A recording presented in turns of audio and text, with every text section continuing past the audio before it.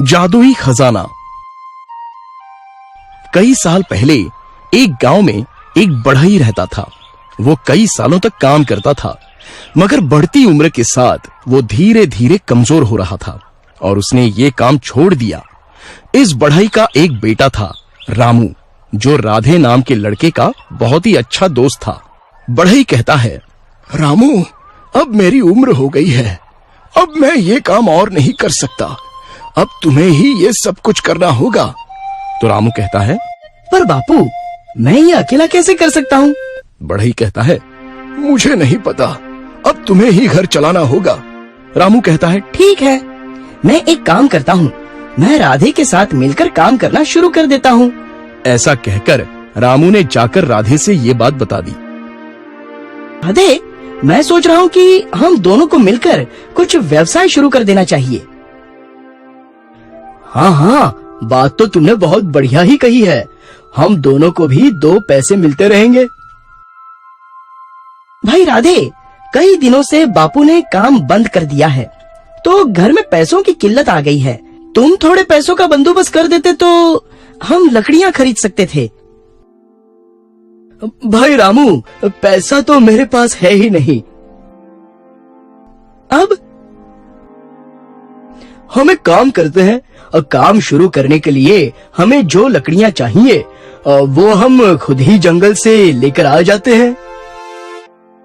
वाह भाई राधे, तुमने तो बड़ी अच्छी बात कही है। ऐसा कहकर दोनों जंगल की ओर चल दिए।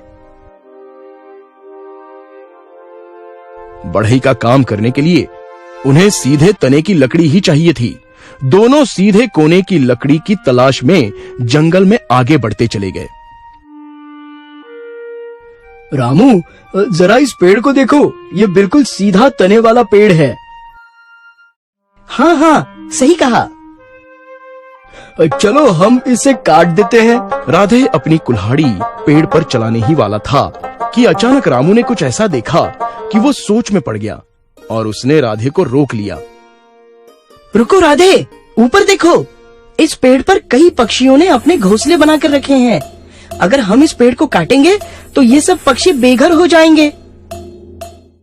अरे हाँ, अब क्या करेंगे हम कहीं और जाकर दूसरा पेड़ ढूंढ लेते हैं। ऐसा कहकर दोनों वहां से जाने लगे। तब दोनों को एक आवाज सुनाई पड़ी, रुक जाओ। राधे, किसी ने हमें पुकारा? पता नहीं भाई, मुझे तो पेड़ से आवाज सुनाई दी, मगर पेड़ भला कैसे बोलेगा? मैंने ही तुम्हें आवाज दी है। पेड़ की आवाज सुनकर दोनों चौंक गए। पेड़ कहता है, डरो मत, मैं कोई साधारण पेड़ नहीं हूँ, मैं एक जादुई पेड़ हूँ। अभी जो तुमने मेरे पक्षियों के घरों को बचाया है, ये देखकर मैं समझ गया हूँ कि तुम दोनों गरीब हो मगर नेक दिल भी हो, और मैं तुम्हें इनाम देना चाहता हूँ। ऐसा कहकर पेड़ ने दोनों को लकड़ी के बने जादुई तख्त दिए और कहा, ये तख्त तुम्हें एक बहुत विशाल खजाने की ओर ले जाएंगे। वहाँ ढेर सारा धन है, तुम्हें जो भी चाहिए वो वहीं से ले लेना। पर हाँ, याद रखना, ये तख्त ज्यादा वजन नहीं सह पाएगा। दोनों ने पेड़ की बात सुनी और समझ ली और फिर बड़ी उम्मीद के साथ अपने अपने तख्तों पर वो बैठ गए। जैसे ही दोनों तख्त पर बैठे, तख्त उड़ने लगा। रामू और राधे हैरानी से यहाँ वहाँ देखने लगे। तब अचानक दोनों की नजर एक छोटी सी गाय पर पड़ी जो पानी में डूब रही थी। भाई राधे, ये नन्ही सी गाय पानी में डूब रही है, क्यों ना हम इसे बचा लें? बिल्कुल सही, चलो मैं इसे अपने तख्त पर बिठा देता हूँ। ऐसा कहकर राधे ने गाय को बचा लिया और अपने तख्त पर जगह दे दी। थोड़ा आगे जाने पर राधे ने देखा कि एक छोटा कुत्ता भी डूब रहा है। अरे, ये तो बेचारा मर जाएगा, मैं इसे बचा लेता हूँ। ऐसा कहकर रामू ने कुत्ते को बचाने के लिए अपने तख्त पर जगह दे दी। दोनों ने सोचा कि नदी पार करते ही हम इन जानवरों को सुरक्षित जगह पर छोड़ देंगे। पर जैसे ही दोनों ने नदी पार की, उन्होंने देखा कि वहाँ कई सारे जंगली जानवर हैं जो इन दोनों को खा जाते। राधे, अब इस गाय और कुत्ते का क्या करें? अगर हमने इन्हें छोड़ दिया तो ये जानवर इन्हें खा जाएंगे, तो हम इन्हें अपने ही साथ रखते हैं।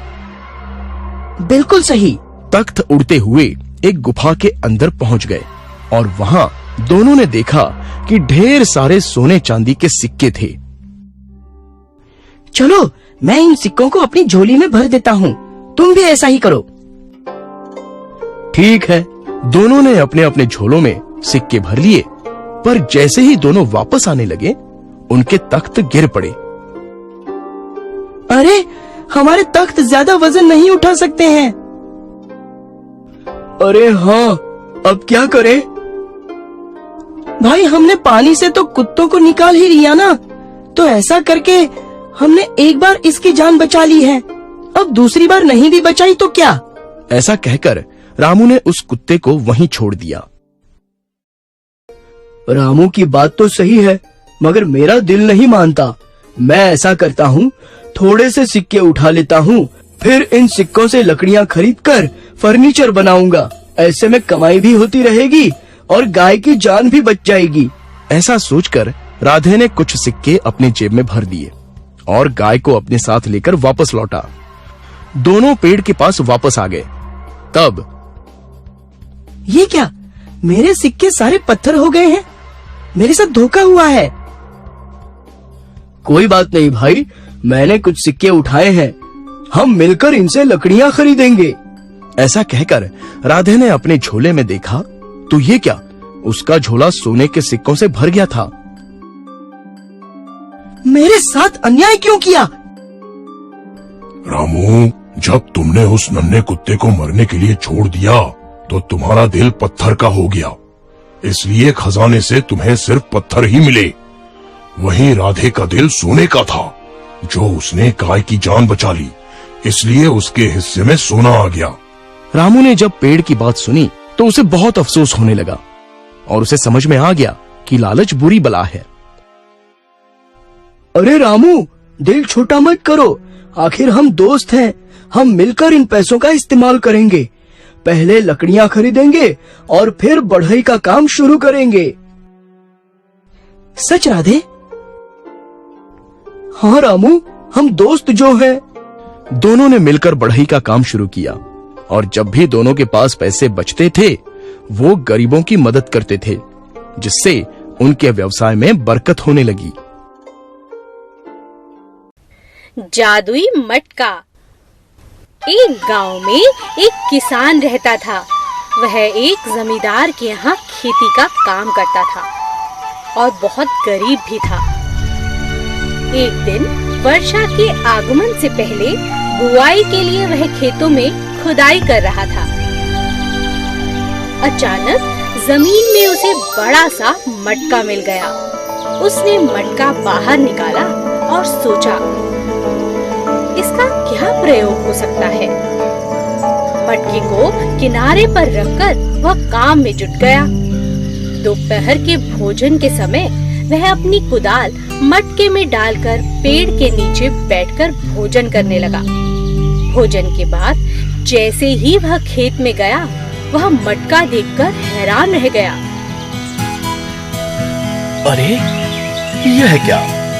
मैं तो एक ही कुदाल रख कर गया था। यह मटका तो 100 कुदालों से भर चुका है। यह कोई मामूली मटका नहीं, जादुई मटका है। शाम को घर जाते समय मजदूर वह मटका अपने घर ले गया। जादुई मटके की मदद से अब वह धीरे धीरे अमीर होता चला गया। उसके पास अब पहनने के लिए अच्छे कपड़े थे और खाने के लिए अच्छा भोजन भी था। यह सब देख जमींदार को उस पर शक होने लगा। अचानक यह इतना धनवान कैसे हो गया? मुझे पता लगाना होगा। जमींदार मजदूर का पीछा करने लगा और उसे सच्चाई का पता चल गया। अगर यह मटका मुझे मिल जाए तो मैं और धनवान बन सकता हूँ। जमींदार ने मजदूर को डरा धमकाकर मटका हासिल कर लिया और अपने घर ले आया। अब वह अपने धन जैसे हीरे जवाहरात को मटके में डालता और वह 100 गुना बढ़ जाते। जल्द ही यह बात राजा को पता चली और राजा ने जमींदार से कहा, यह मटका मेरे राज्य की भूमि से मिला है, इसलिए इस पर मेरा अधिकार है। राजा यह कहकर मटका अपने साथ ले गया और राजमहल में पहुंचकर खुश होने लगा। मैं भी तो देखूं कि यह मटका क्या कमाल दिखाता है। अब तो यह जादुई मटका मेरा है, मैं पूरे देश पर राज कर सकता हूँ। अचानक जैसे ही राजा मटके के पास गया, उसका पैर फिसला और वह मटके में जा गिरा। बस फिर क्या था, एक एक करके मटके में से 100 राजा बाहर आने लगे। मैं राजा बनूंगा, मैं राजा बनूंगा, नहीं नहीं मैं राजा बनूंगा, मैंने कहा मैं राजा बनूंगा, अरे हमारे कहा मैं असली राजा हूँ, तुम सब हट जाओ, मैं हूँ असली राजा।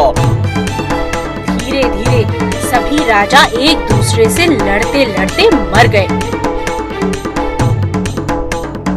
लालच बुरी बला है,